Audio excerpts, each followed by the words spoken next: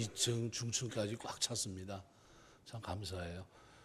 오늘 읽은 말씀을 중심으로 해서 어떤 인생을 살 것인가 생각하면서 은혜를 나누려고 합니다. 사람의 모든 삶을 끝나고 나면 하나의 경고로 표현을 합니다.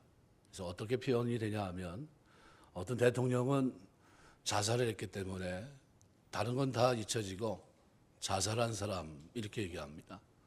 또 어떤 사람은 공적이 있어서 그 사람을 기억하면서 참 영광스러운 명칭을 주어지는 경우가 있는데, 미국 같은 경우는 조지 워싱턴 같은 사람은 뭐 일이 뭐가 됐든 간에 그는 건국의 아버지로, 아브라함 링컨 대통령 같은 경우는 뭐 어떻게 간에 뭐 노예 해방을 이루신 분, 뭐 보통 그렇게 기억을 합니다. 닉슨 대통령을 여러분 뭐로 기억합니까? 그렇게 많은 일을 했지만, 근데 그 사람을 기억하는 사람들은 워터게이트 사건으로 인해서 불명예스럽게 대통령직을 내놓은 사람, 보통 이렇게 이해합니다. 성경에도 보면 여러 사람들의 이름이 거론되고 있어요. 오늘 본문에 기록되어 있는 이 여인은 어떻습니까? 다른 거는 잊혀진, 기억될 만한 것이 별로 없어요. 다만 그가 은혜를 받았다는 사실이고, 그가 예수님에게 향유, 옥합을 깼다는 사실입니다. 그의 머리털로 예수님의 발을 씻겼다는 거예요. 그리고 예수님은 이 장면을 보시면서 복음이 증거되는 그곳에 이 여인을 기억하라 이렇게 말씀합니다. 예수님은 그 사람을 뭐로 기억합니까? 옥합을 깨서 나의 장사 죽음을 준비한 사람. 그것으로 이 사람을 평가하고 있어요. 여러분은 어떤 평가를 받기를 원하십니까? 누구나 다 한 번씩 언젠가 주님 앞에 서게 되면 잘하였도다 착하고 충성된 종아, 내가 자기네 충성하였으니 내가 많은 것으로 다스리라 하는 말을 듣고 싶습니다. 그렇다고 한다면, 우리가 그러한 삶을, 그리고 그러한 음성을 듣기를 원한다면 이 땅에서의 삶이 대단히 중요합니다. 어떤 삶을 살아야 될까요? 헌신하는 삶, 충성하는 삶, 섬기는 삶, 이런 삶을 살아야 되는데, 이러한 삶을 사는데 반드시 필요한 것이 있습니다. 그것이 뭐냐 하면 은혜입니다. 은혜 받아야 돼요. 은혜 받아야 돼요. 이번 여름 성경학교 영유치부서부터 해서 이렇게 하는데, 저희 영유치부가 한 30명에서 35명 정도 아이들이 나온대요. 부모님들하고 같이 이렇게 나오면서 하여간 최선을 다해서 해라 이렇게 얘기했어요. 이번 여름 4세부터 7세, 3세부터 7세인가 이렇게 되는데, 아이들을 몇 명, 한 50명에서 한 60명 정도 예상을 하고 있대요. 그리고 그 아이들이 오면 가르칠 준비를 지금 벌써 하고 있어요. 주일학교도 이제 아이들을 바르게 세우기 위해서 아무쪼록 어떻게 됐든 간에 최선을 다하려고 하고 있습니다. 들어오시다 보면 바로 그 카페에서 이제 전사님이 이렇게 하고 있는데, 그 전사님은 인도 선교 나갈 사람이에요. 그래서 신대원 2학년인데 졸업하고 나면 MTI 훈련 받고, 그다음에 목사 안수 받고, 그다음에 선교사로 인도 파송해서 파송 선교사로 저희가 교회에서 보낼 사람입니다. 책임지고 제가 다른 거 주문하지 않고 그 얘기를 했어요. 은혜 받게 해라. 그래서 은혜 받게 하라. 왜? 은혜 받아야 일하고, 은혜 받아야 섬기고, 은혜 받아야 쓰임 받고, 은혜 받아야 그 인생이 아름다운 인생이 되기 때문입니다. 아무리 절망적인 상황 속에 놓여 있다 할지라도 하나님의 은혜가 부어지면 인생이 희망과 부활로 변화될 줄 믿습니다. 이런 은혜가 금년 우리의 사역 속에 걷는 걸음 속에 여러분의 모든 일들 속에 넘치게 되시길 먼저 주의 이름으로 축원합니다. 마리아가 예수님의 발에 지극히 비싼 향유, 순전한 나드 향유를 부었어요. 아주 값비싼 겁니다.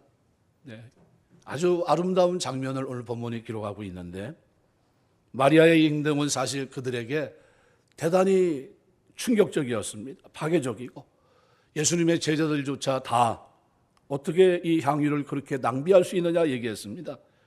그만큼 이 마리아의 행동은 무모해 보였어요. 근데 정작 마리아는 무모한 행동으로 여기지 않습니다. 고린도전서 11장 15절 보면 유대 여인들은 이 머리털을 대단히 소중히 여깁니다. 여인들이 언제 멋있습니까? 머리를 길게 하고 이렇게 가면 봐도 어때요? 아, 괜찮구나. 멋있는 여인이구나. 이렇게 생각이 돼요. 짧으면 짧은 대로 멋있지만, 그러나 옛날에는 2000년 전에는 긴 머리는 여인들의 상징입니다. 이 긴 머리는 영광이었어요. 그런데 그 영광스러운 머리털로 인간의 가장 하찮은 자리에 있는 발, 노예만이 만지고 씻겨주는 그런 발을 씻는 헌신된 모습을 보여줍니다. 향유를 붓는 장면, 머리털로 씻는 장면은 그야말로 아름다운 모습이고 헌신적인 장면입니다. 그러면 왜 마리아는 어떻게 해서 이런 헌신을 주님께 드릴 수 있었을까? 이유는 하나님의 은혜를 받았기 때문입니다. 평소 마리아는 배단이 자주 오시는 예수님의 말씀을 들을 기회가 많이 있었어요. 말씀을 들으면서 경청했고 그 자리를 놓치지 않았고 2000년 전에는 여인들에게 교육의 기회가 없었습니다. 별로 교육하지 않았어요. 그리고 그 자리에 있는 그 모습을 봤을 때 제자들조차 어떻게 야단칩니다. 심지어 자기 자매였던 마르다는 네가 왜 그 자리에 있느냐, 나와서 나 봉사하는 걸 도와주지까지 얘기합니다. 그런데 그런 모습을 보고 있던 예수님은 저가 좋은 편을 택했으니 가만둬라 하시면서 어떻게 해요? 그 자리에 있는 것을 허락하십니다. 은혜를 받았다는 거예요. 말씀을 들으면서 은혜 받게 되시길 주의 이름으로 축원합니다. 말씀을 들으면서 말씀이 깨달아지는 은혜가 있게 되시길 주의 이름으로 축원합니다. 이 마리아가 예수님 발 앞에서 말씀을 듣더니 은혜 받기 시작합니다. 그 은혜는 절정을 향해 치닫는데 바로 나사로의 죽음에서 나사로를 살리는 그 장면을 목격하면서 하나님의 크신 은혜를 그가 경험하게 됩니다. 은혜 위에 은혜가 넘친 여인이 됐습니다. 자기 오라비가 살아났어요. 죽었던 그를 살리신 겁니다. 다른 사람은 어떨지 모르지만 마리아에게서 예수님은 그야말로 은혜의 대상자예요. 300데나리온이나 값어치가 있는 이 향유를, 이 옥합을 깨버립니다. 그리고 그것도 머리에 붓고 발로 흘러내린 그것을 자기 머리털로, 영광의 상징인 머리털로 그 발을 닦아요. 남들이 보면 이해가 되지 않습니다. 그런데 마리아는 기쁨이 충만합니다. 행복합니다. 하나님을 섬기는 것이 이런 거예요. 저는 성경을 66권을 들여다보면서 성경 속에 하나님의 행복이 담겨져 있어요. 하나님 우리가 행복하기를 원하십니다. 에덴 동산에 처음 하나님께서 아담과 하와를 만나셨을 때 하나님이 그 창세기 1장에 보시면 뭐라고 표현합니까? 하나님 보시기에 좋았더라. 보시기에 좋았더라. 7번이나 말합니다. 보다라는 걸, 보다라는 그 단어, 그 다음에 좋았더라라는 이 단어, 이 두 단어가 사실은 핵심 단어입니다. 보다라라는 단어는 단순히 눈으로 보다는 히브리 말이 아닙니다. 이거는 눈으로 봐서 완벽하게 감찰한 걸 말합니다. 이 정도면, 에덴 동산 이 정도면 됐다 싶을 정도로 충족했다는 거예요. 눈으로 보고 확신했다는 겁니다. 그리고 토부라는, 좋았더라라는 이 단어는 말 그대로 행복했다는 단어입니다. 그래서 신명기 10장 12절 보시면은 바로 이 똑같은 단어를 행복이라고 하는 단어로 표현하고 있어요. 행복. 무슨 말이냐면 에덴 동산에서 하나님이 에덴 동산을 창설하시고 그 다음에 누굴 만듭니까? 아담과 하와를 놓으시고 이 아담과 하와를 통해서 거기서 누리며 사는 그 모습을 보시기를 기대하셨어요. 그것은 창조한 자의 기쁨, 행복이었어요.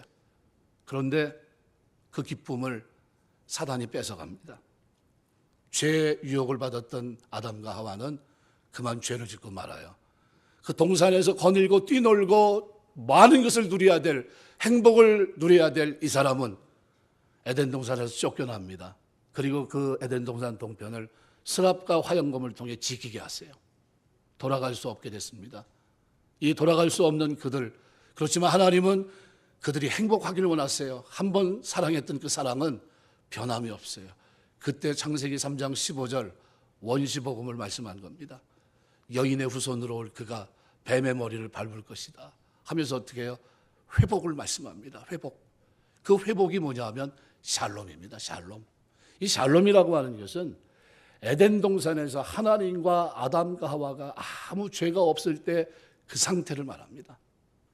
동물과도 아무런 문제가 없고 식물과도 아무런 문제가 없고 자기의 마음과 영혼에 아무 문제가 없고 하나님과 거칠 것이 없는 그 상태, 이게 뭡니까? 샬롬이에요. 샬롬.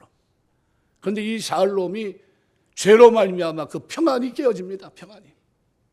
그래서 구약에 보면 축도가 있어요. 구약 민수기 6장 22절부터 25절, 여호와는 너를 지키시길 원하며 여호와는 너를 은혜 베푸시길 원하며 여호와는 내게 평강 주시길 원한다.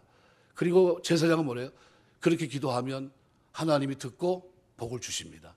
근데 그 메시지는 뭘 지향하고 있냐면 오실 그리스도가 주실 평안, 샬롬의 회복을 바라보고 있는 겁니다. 제사를 드리면서 예배를 드리고 난 후에 마지막에 제사장은 그 백성들을 놓고 축복을 합니다. 여호와는 너를 지키시고 여호와는 너에게 은혜 주시기를 원한다는 표현을 합니다.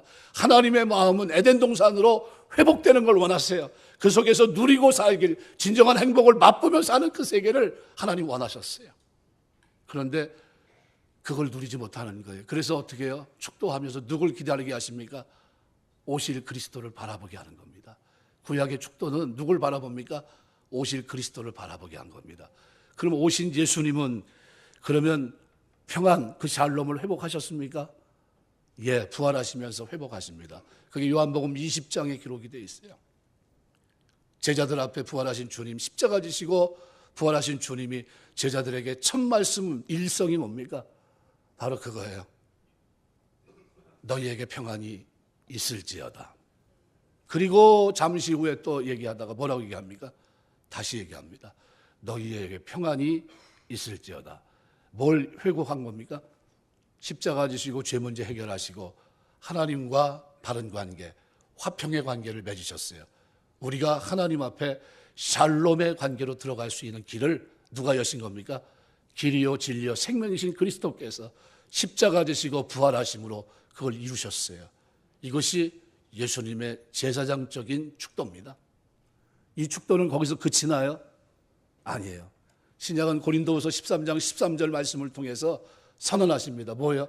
하나님 아버지의 은혜, 예수 그리스도의 은혜, 성령 하나님의 은혜를 그대로 표현하고 있어요. 성부, 성자, 성령 하나님의 지향하는 바가 뭐였냐 하면 바로 에덴 동산 새하늘과 새 땅으로의 회복이에요.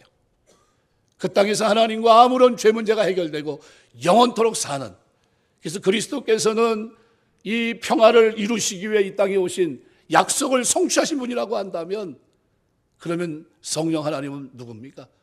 그 하나님은 그것을 나에게 적용시키시는 분이에요. 그 일을 이루시는 겁니다. 언젠가 우리가 천국에 들어갈 때 천국을 12진주문으로 표현합니다. 영광스러운 그 문을 통과하고 그리고 우리가 그 속에서 살아갈 때 누가 기뻐하실까요? 하나님이 행복해 하세요. 우리보다 누가요? 하나님이. 왜요? 하나님이 처음서부터 우리 그걸 원하셨으니까. 처음서부터. 하나님은 우리가 어떻게 살기 원하세요? 행복하게 살기 원하세요. 여러분이 집을 짓는데 다 졌어요. 여러분 자녀를 주려고 지은 집입니다. 근데 그 자녀가 그 집에 못 들어가게 됐어요. 그리고 이런저런 이유로 멀리 떨어져 있습니다. 그럼 부모 마음이 어떨까요? 이게 준비가 다 됐는데 이 문제를 어떤 문제가 있나 들여다봅니다. 그리고 문제를 해결해 줍니다. 그리고 어떻게 해요?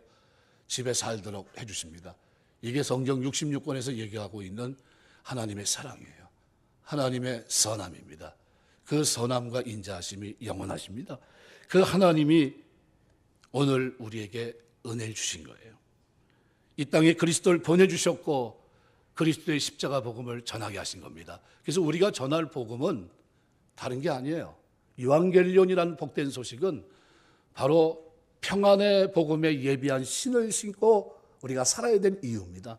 그래서 예수님은 요한복음 20장에서 뭐라고 얘기합니까? 아버지께서 나를 보내신 것 같이 나도 너희를 보내노라. 제자들을 보내는데 아버지께서 예수님을 이 땅에 보낸 이유가 뭡니까?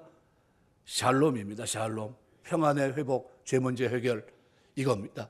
이것을 이루신 이 사건을 이루시고 평안이 있을지어다 명령하신 제사장적인 축복을 하신 하나님께서 그 다음에 어떻게 해요? 구원받은 제자들을 먼저 보내십니다. 보내서 뭐를 얘기하세요? 샬롬을 얘기합니다. 평안, 그리스도 안에서 평안, 화목케 하는 직분을 우리에게 주신 거예요. 이게 선교입니다. 선교. 아버지와 아들과 성령 이름으로 세례를 주고 내가 너에게 분부한 모든 것을 가르쳐 지키게 하라. 예루살렘과 온 유대와 사마리아 땅끝까지 이르러 복음의 증인이 되라. 왜 그랬을까요? 하나님은 이 세상의 모든 사람이 다 구원받고 진리를 아는 데 이르길 원하십니다. 다 구원받고 에덴 동산 그곳으로 들어가서 영원토록 행복하게 살기를 원하세요. 이것이 하나님의 마음이에요. 하나님의 마음. 이것이 복음입니다. 이거를 우리에게 전하라고 하는 거예요. 이것을 전하러 가는 사람들을 우리가 선교사, 이것을 우리 삶의 주변에서 그렇게 사는 사람들을 선교사적인 삶을 산다고 표현합니다. 오늘 우리가 선교사적인 삶을 사는 저와 여러분 되시길 주의 이름으로 축원합니다. 우리가 먼저 행복해야 돼요. 행복해야 돼요. 예수 믿는 행복이 여러분의 마음속에 있게 되시길 주의 이름으로 축원합니다. 참 행복하다. 그래서 이스라엘 너희는 행복자로다. 행복한 게 죄 문제가 해결됐고 에덴 동산에 돌아갈 수 있어요. 내가 가서 처소를 예비하리니 내가 처소를 예비한 후에는 다시 돌아오마 약속한 약속을 받을 수 있는 사람이 누굽니까? 그리스도를 영접한 사람, 믿는 사람, 그 은혜에 거하는 사람들입니다.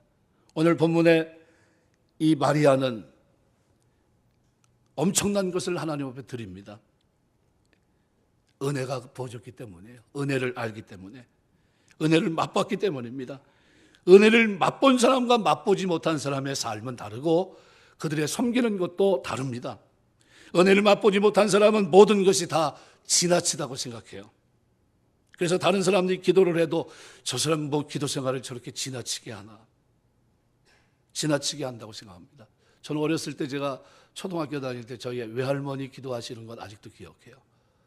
늘 보면 성경책 펴 있고 돋보기 들고 성경 보시고 있었고, 안 보이면 기도하고 계시고, 다락이 없으면 연탄광에 계시고, 연탄광 안 보이면 부엌에다 신문 깔아놓고 방석 깔아놓고 기도하고 계시더라고요. 난 그래서 신앙생활은 기도하는 건 줄 알았어요. 신앙생활은 그거구나. 왜? 보인 게 그것밖에 없으니까. 그런 줄 알았어요. 그게 은혜였더라고요. 그게 은혜였었어요. 몰랐어요, 그때는. 그 기도하는 할머니 붙잡고 제가 가서 할머니 밥 줘. 가방 휙 던져버리고. 그때는 몰랐어요. 그게 그렇게 큰 은혜인지.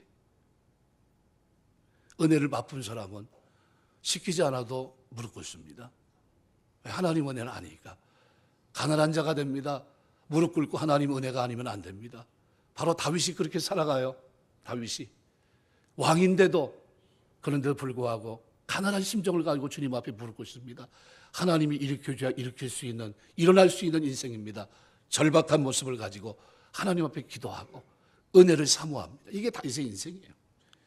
다윗이 왜 하나님 마음에 합한 자가 됐을까? 그것은 하나님의 은혜를 구하는 사람이었기 때문입니다.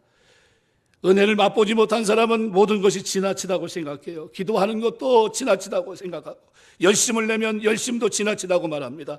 헌금을 내면 헌금을 내는 것도 지나치다고 말합니다. 저 사람은 지나치게 헌금을 많이 해. 저 사람은 지나치게. 이렇게 이런 말을 하는 까닭은 뭡니까? 은혜가 아직 채워지지 않았기 때문에 그래요. 은혜를 모르면 모든 것이 다 아깝습니다. 은혜를 모르면 모든 것이 지나쳐 보여요. 은혜를 모르면 모든 것이 문제가 있어 보입니다. 그리고 기쁨 가운데 혼신의 자리로 스스로 나가지 못해요. 자발적이지 못합니다. 신앙은 자발적인 줄 믿습니다. 자발적이에요. 자원해서입니다. 자원해서. 성가대가 30명이 돼야 된다는데 21명입니다. 자원해서 등록하시길 주의 이름으로 축원합니다. 여기는 아멘할 필요 없어요. 이쪽에서 아멘해야 돼요. 네, 성가대 자원하시길 주의 이름으로 축원합니다. 지금 우리 테스트 같은 거 안 해요. 30명 될 때까지 테스트 없습니다. 그냥 받아주세요. 지금 기회입니다. 한번 자리 잡으면 밀어내지도 못해요. 예, 잘 생각하세요. 야, 이거 30명, 9명 남았어요. 9명. 자리가 9개뿐이 안 남았습니다. 저 뒷자리 채워야 되거든요. 앞자리도 조금 빈자리가 있고 합니다. 30명 채우시길 주의 이름으로 축원합니다. 네, 하나님 앞에 더 많은 분들이 아름답게 찬양하면 얼마나 좋겠어요. 그것도 억지로 안 됩니다. 왜냐하면 저는 멜로디 따라가는 사람이라 음악이 잘 안 돼요. 그래서 성가대에 앉았다가 제가 중학교 2학년 때 퇴출당했어요. 성가대 하러 가서 사람 없어서 자리 채운다고 들어갔는데 제 뒤에 앉았던 여자아이가 누구냐 하면은 리틀 엔젤스 다녔던 친구예요. 노래를 얼마나 잘하겠어요. 근데 그 앞에서 멜로디 따라갔다, 그냥 이쪽 쫓아갔다, 저쪽 쫓아갔다, 그리고 대충 끝나니까 뒤에서 툭툭 치더라고요. 야, 그 친구거든요. 저한테 그럽니다. 야, 너는 어떻게 기가 막히게 끝내냐? 그러더라고요. 그래서 왜? 그랬더니 하는 소리가 저한테 처음 시작할 땐 베이스 같았는데 가다 보니까 멜로디 쫓아가고 있고 가다 보니까 소리가 안 들려서 뭐 하나 봤더니 조용히 부르고 있다는 거예요. 그래서 끝날 때쯤 되면 가만히 입 다물고 있고 티가 잘 안 나요. 네, 티가 안 납니다. 왜요? 흔적이 안 나요. 흔적이. 근데 뒤에서 정확하게 찝어내더라고요. 확실히 달란트 있는 사람은 달라요. 달란트 있는 분들은 앉으시길 주의 이름으로 축원합니다. 앉으셔야 돼요. 앉아서 찬양할 때 찬양하시고 하나님께 영광 돌리고 나에게 준 기회입니다. 그 은혜를 찬양을 통해서 어떻게 해요? 드러냈어요. 영유치부가 한 50명 됐으면 하는 그런 바람을 가지고 여름 이제 성경학교를 하고 있어요. 3세부터 7세까지 최선을 다해서 하겠다고 합니다. 하여간 저는 아이들이 은혜 받는 쪽에 관심이 많아요. 어떻게 됐든 간에 하나님 말씀을 통해 아이들이 은혜 받을 수 있으면 그게 최선이기 때문입니다. 다른 건 아무 의미가 없어요. 성경 지식 싸움 뭐 할 겁니까? 아무 의미가 없어요. 중요한 것은 그 아이가 하나님의 은혜를 알고 깨닫고 살면 사랑하게 되고 십계명대로 살게 되고 그 속에서 살아가게 됩니다. 그래서 너무 서두르지도 마시고 너무 늦추지도 마시고 필요하다 싶으면 여러분 기도해 줘야 되는데 이번에 뭘 놓고 기도해야 되냐 하면 하나님 이번 성경학교고 여름 수련회고 뭐고 다 은혜 받는 시간 되게 하옵소서. 은혜 받는 시간 되게 하옵소서. 기도해 주시길 부탁드립니다. 기도해 주세요. 기도 제목 쭉 보니까 한 10가지, 12가지 정도 이렇게 쭉 썼더라고요. 그래서 내가 이거 보면서 이거 다 필요 없고 한 가지 말씀 된다. 내 속으로. 은혜 받으면 된다. 은혜 받게 해 주옵소서. 은혜 받게 없어서. 은혜 받으면 섬기는 봉사도 바치는 것도 드리는 것도 다 다릅니다. 헌신하는 것도 달라요. 사랑하게 되고 은혜 받으면 아이가 부모를 대하는 태도도 달라져요.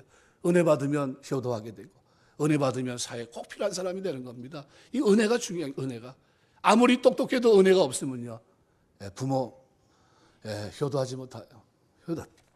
효도도 그렇습니다. 은혜 받지 않고 헌금하면 아나니아 삽비라처럼 사람을 속이게 되고 풍성할 수가 없고 인생합니다. 자기가 가진 향유를 제대로 다 부을 수가 없어요. 왜 온전한 11조를 드리지 못합니까? 은혜가 없기 때문에. 하나님의 은혜가 그 행복을 내가 깨닫지 못하니까 천국이 거짓말 같으니까 믿지 못하는 거예요. 아까워서 못 드립니다. 은혜 제대로 받으면 마리아처럼 헌신해요.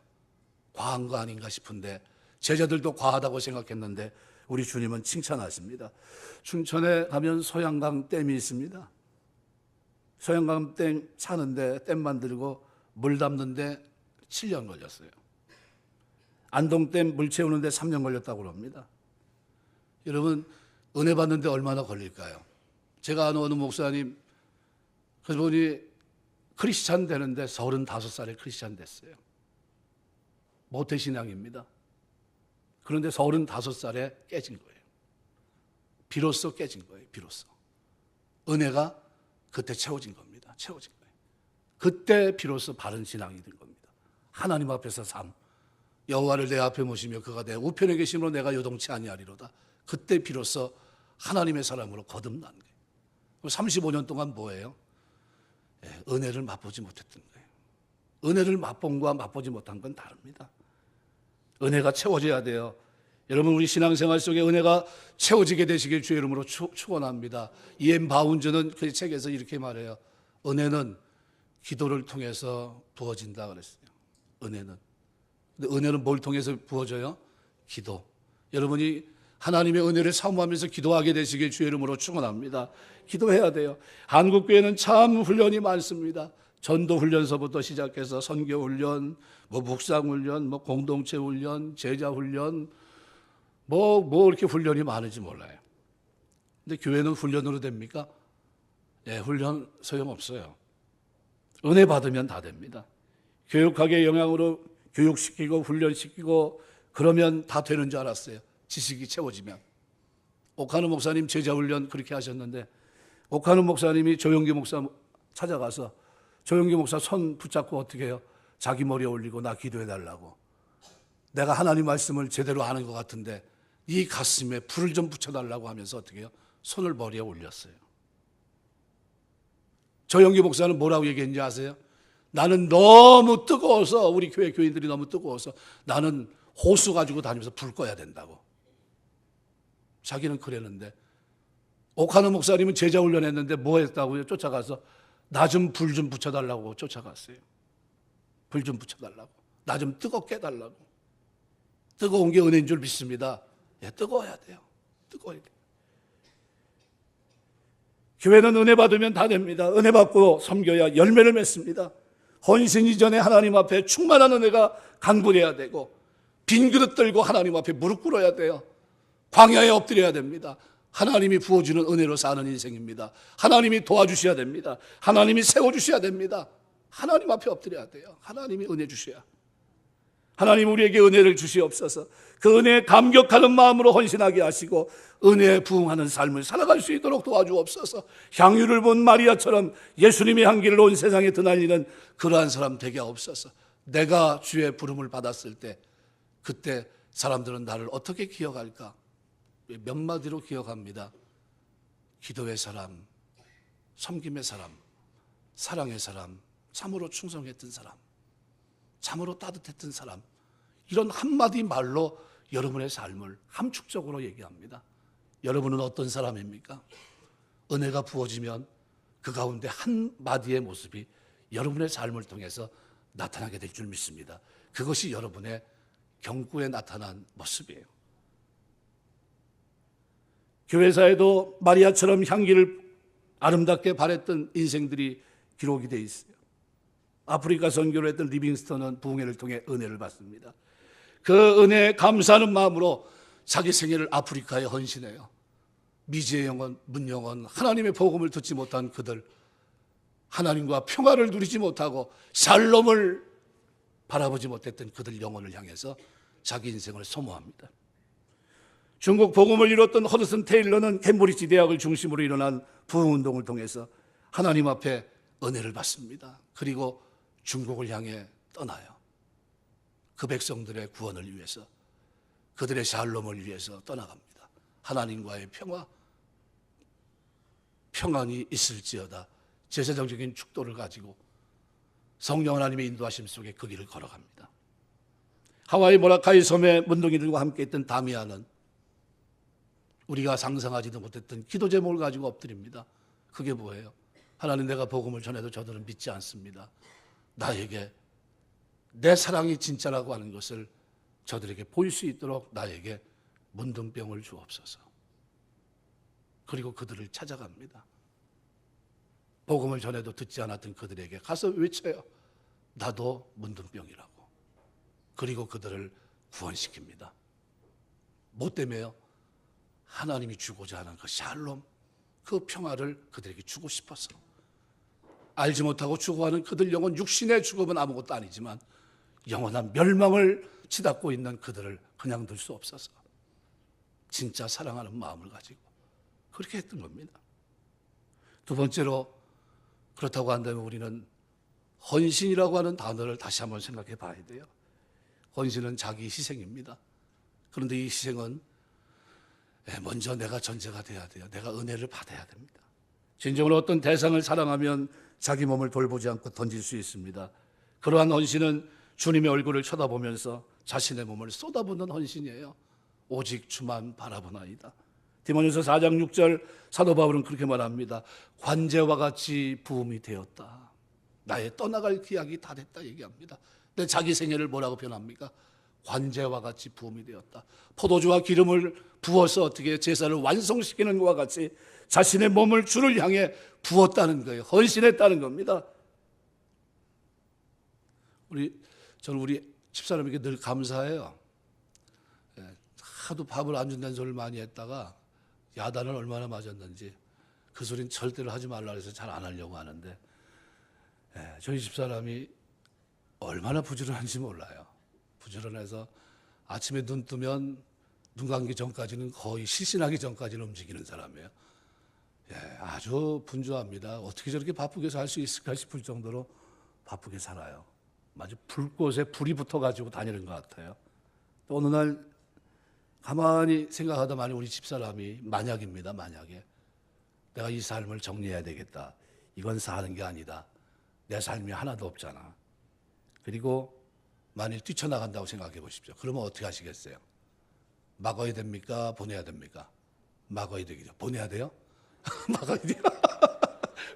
예, 예. 보내야 된다는 사람들은 아마 3박 4일 정도로 휴양소에 좀 보내는 거겠죠. 그죠? 예, 막아야 됩니다. 그죠? 한 남자가 여자가 진정으로 사랑하면 서로 자신을 위해서 최선을 다해야 됩니다. 정리할 시간이 없어요. 왜 그렇게 삽니까? 불꽃같이 삽니다. 야곱이 자기가 좋아했던 라헬을 사랑하는데 연모하는데 14년을 보내요. 그죠? 라반의 집에서 20년을 뭐라고 얘기합니까? 수일처럼 지나갔다. 수일처럼. 20년이 휙 지나갑니다. 그 삶을 어떤 삶으로 표현할 수 있을까요? 불꽃 같은 삶이에요. 불꽃. 불에 타 있는. 우리 신앙을 뭐로 표현할까요? 시편 104편 4절은 불꽃으로 자기 사역사를 삼으시며 하나님이 여러분을 불꽃으로 삼으셨어요. 자기 사역자로 삼으셨습니다. 하나님께 쓰임받는 백성들을 불꽃으로 묘사합니다. 불덩어리예요. 불덩어리. 불덩어리는 자기 몸을 분석할 수가 없습니다. 자기 몸을 불태워가면서 주를 위해 희생하고 헌신하는 것이 불덩어리입니다. 하나님 나라를 확장하고 많은 잃어버린 백성을 찾아내는 것, 이것이 헌신이고 하나님 백성의 본연의 모습입니다. 그럼 확인은 언제 할까요? 불 꺼질 때입니다. 언제 꺼질까요? 하나님 우리를 부르셨을 때예요. 불태우는 시간만 우리에게 있는 거예요. 시간만. 우리의 전생에는 불태우는 시간인 줄 믿습니다. 불꽃처럼 하나님이 사역자로 삼으셨어요. 뭐를 위해서요? 평안의 복음에 예비한 신을 신고 아직도 샬롬을 모르고 하나님과 평화를 이루지 못한 그들의 구원을 위해서 우리는 살아가야 돼요. 하나님의 손에 붙들림 받은 불꽃 같은 인생이 바로 헌신입니다. 이것이 헌신이에요. 마리아의 가슴에는 불꽃 같은 불덩어리가 있었어요. 그의 삶에는 향유를 얼마든지 부을 수 있는 희생과 헌신이 있었습니다.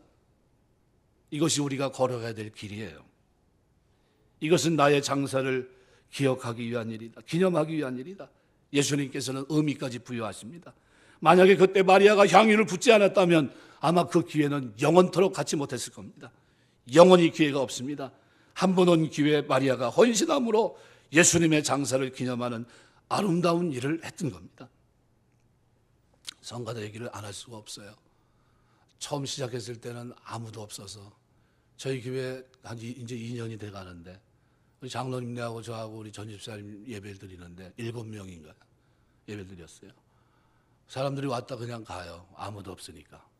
성가대 무슨 성가대가 있습니까? 그해 한 11월쯤 돼가지고 우리 집사님들 얘기해서 처음 성가대가 세워졌는데 그 성가대 목소리가 얼마나 아름다웠는지 모르겠어요. 제 귀에는. 근데 가끔 좀 저 같은 사람들이 그 속에 또 앉아 있었어요. 그래가지고 가끔 이렇게 뭐 당구 치는 사람들은 그 픽사리라고 그러죠. 픽사리. 그 픽사리가 가끔 나요. 그래도 감사하더라고요. 지금 2년, 1년 반, 1년 반 좀 넘어갔죠. 2년을 향해 가는데 아름다운 하모니로 하나님 앞에 영광 돌립니다. 9자리 남았어요. 예, 늦지 마세요. 꼭 채우시기 바랍니다. 그 자리에 있는 것보다 이 자리가 더 영광스러워요. 상급이 틀릴 줄 믿습니다. 예, 기회가 있을 때 하세요. 나중에는 시험 봐서 들어가야 돼요. 시험 보지 않고 지금 원선했을 때 빨리 들어가는 게 낫잖아요. 그렇게 섬기는 게 낫죠. 네, 그렇습니다. 섬기는 것은 너무나 큰 축복이에요. 인도에서 어떤 선교사에 가는 미국 목사님이 어느 날 겐지스 강가를 가는데 한 사람이 두 아들을 붙잡고 겐지스 강을 가는 겁니다. 그 마음속에 저건 아들을 드리러 가는 거다. 자기 신에게 드리려고 하는구나. 한 아이는 멀쩡하고 아무 문제가 없는데 한 아이는 뭐 여러 가지 장애가 있었던 것 같아요. 근데 이 선교사가 붙잡고 그렇게 하는 거 아닙니다. 버리지 마십시오. 죽이면 안 됩니다. 얘기를 했어요. 소용이 없어요. 이분은 자기 아이를 자기가 믿는 신에게 드리겠다는 거예요. 그리고 간 겁니다. 만류를 못했습니다. 그리고 마침내 갔는데, 그리고 얼마 안 있다 도대체 어떻게 됐을까? 그냥 바깥에 서 있는데 드리러 갔던 그 사람이 다시 돌아오는 거예요. 붙잡았어요. 그런데 누가 있냐면 시각장애인 아들을 데리고 있는 겁니다. 깜짝 놀라서, 아니 이 아이를, 먹고 살기 힘든 이 세상 속에서 이 아이를 살려두면 어떡하냐고. 살리려면 어떻게 해요? 그 아이를, 멀쩡한 아이를 살려놓고 이 살기도 힘든 이 아이를 자기가 섬기는 신에게 섬기는 게 맞지 않겠냐고, 이게 상식이 아니냐고 하면서 따졌어요. 그랬더니 힌두교를 섬기는 그분이 이렇게 얘기했다고 합니다. 선생님, 미국에서는 어떤 신을 믿고 있는지 모르지만 여기 인도에서 섬기는 신은 우리가 최선의 것을 드리기를 기대하십니다. 그래서 좋은 아이를 드려야지 어떻게 덜 좋은 아이를 신에게 드릴 수 있겠습니까? 저는 가끔 예수 믿는 사람들이 매정하다고 생각이 돼요. 인색한 사람들이 너무 많다고 생각이 됩니다. 하나님이 자기 아들 예수를 십자가에 대신 희생시키시고 우리를 구원해 주실 정도로 우리를 사랑하셨다는 것을 우리가 확신한다면 우리의 믿음이 좀 달라져야 될 것 같아요. 너무 속이 들여다보이는 신앙생활을 하는 사람들이 많기 때문입니다. 6.25 전쟁 때 남편을 잃어버린 부인이 있었는데 부인이 안타깝게도 유복자를 낳습니다. 20대 과부가 돼서 삶이 고달팠지만 평생을 바쳐서 아이를 키웁니다. 그리고 성공했어요. 때가 돼서 결혼을 했습니다. 그러다가 한 3년 지났는데 이 아이 갑자기 이 내외가 이민 가겠다는 겁니다. 어머니 이 말이 큰 충격이 됐죠. 근데 아들은 떠났어요. 생활비는 보내드리겠습니다. 그 말을 남기고 떠났습니다. 이런 아들을 보고 우리는 분명히 이야기할 수 있는 것이 있습니다. 그것은 어머니에 대한 사랑이 아니라는 것, 그리고 어머니 위해 희생하고 싶은 생각은 더더구나 없었다는 겁니다. 그까지 생활비 조금 보냈다고 어머니를 사랑한다고 생각할지 모르지만 그것은 사랑이 아니에요. 왜 그렇습니까?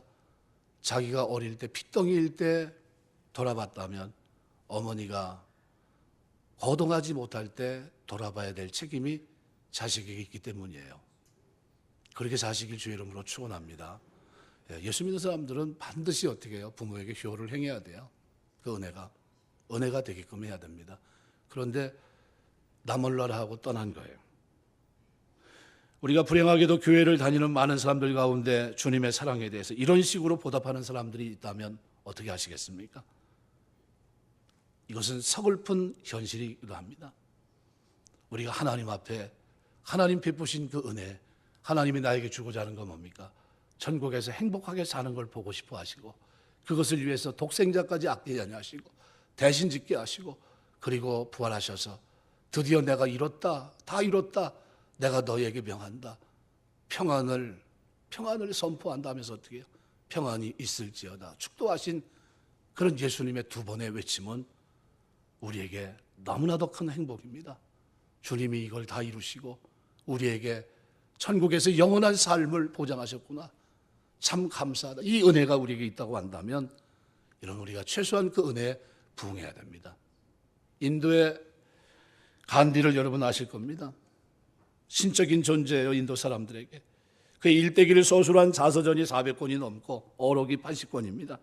1948년 1월 그가 어떤 미치광이에 의해서 피살당했다는 소식이 전해지자 인도 전역에서 이 간디가 죽었다는 소식을 듣고 따라 자살한 사람이 얼마나 될 것 같습니까?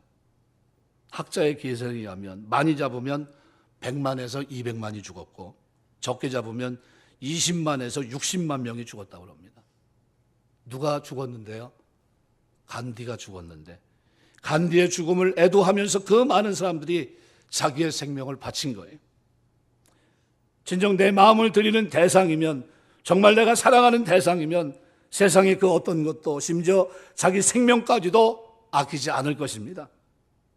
간디 같은 사람, 유한한 사람을 위해서도 생명을 바치는 사람이 수십만 명이라고 한다면 하나님이신 그분이 나에게 영원한 천국의 행복을 보시기 위해서 독생자를 이 땅에 보내주시고, 그리고 고난, 고통을, 멸시를, 조롱을 당하면서까지 우리에게 이 평안을, 샬롬을 회복하셨다고 한다면, 그렇다면 최소한 우리는 그 은혜에 부응해야 돼요. 하나님 베푸신 은혜 무엇으로 보답할 수 있을까? 이 마음이 우리에게 있어야 됩니다. 이것이 우리의 신앙생활이 돼야 됩니다. 마지못해 억지로 저 사람이 나를 어떻게 볼까? 그것이 관점이 아니라 하나님이 주신 이 복음, 이 복된 소식을 내가 접하고 깨닫고 하니까 너무 감사해서 갚을 길이 없어서 찬송하고 기뻐하고 섬기고 헌신하고 그렇게 살아야 됩니다. 그래서 나중에 여러분 개개인을 알고 있는 사람이 여러분에게 하나의 경구처럼 한마디로 설명해 줘야 돼요. 우리 할머니를 저는 기도의 어머니로 생각합니다. 여러분은 어떤 사람으로 기억되고 싶습니까? 하나님은 여러분을 오늘 본문의 마리아를 기억하셨어요. 복음이 증거되는 곳에, 샬롬이 회복되는 그곳에, 하나님의 평화의 복음이 증거되는 그곳에 이 여자가 행한 일도 기억하라. 그리고 이 여인을 축복하십니다. 이 헌신을, 은혜에 부응했던 그 삶을 기억하시고 향유를 부은 여자 마리아로 이 사람을 하나님은 축복하셨어요. 여러분은 어떤 사람이 되고 싶습니까? 은혜를 구하시기 바랍니다. 하나님, 나에게 은혜를 주옵소서. 내 인생이 하나의 조그만 경구로 표현될 때 하나님 앞에 참으로 충성하던 자 아무개라고 말할 수 있는 이런 사람이 되게 하옵소서. 은혜에 부응하는 사람으로 사랑하다 살다 주님 앞에 선 사람, 섬기다 주님 앞에 선 사람, 하나님의 은혜에 감사하며 섬겼던 사람, 이런 명칭이 여러분의 이름에 걸맞는 아름다운 모습이 되기를 원합니다. 그 축복이 우리 동산제일교회 오늘 예배한 여러분들의 생애 속에 이루어지게 되시길 주의 이름으로 축원합니다. 기도하겠습니다.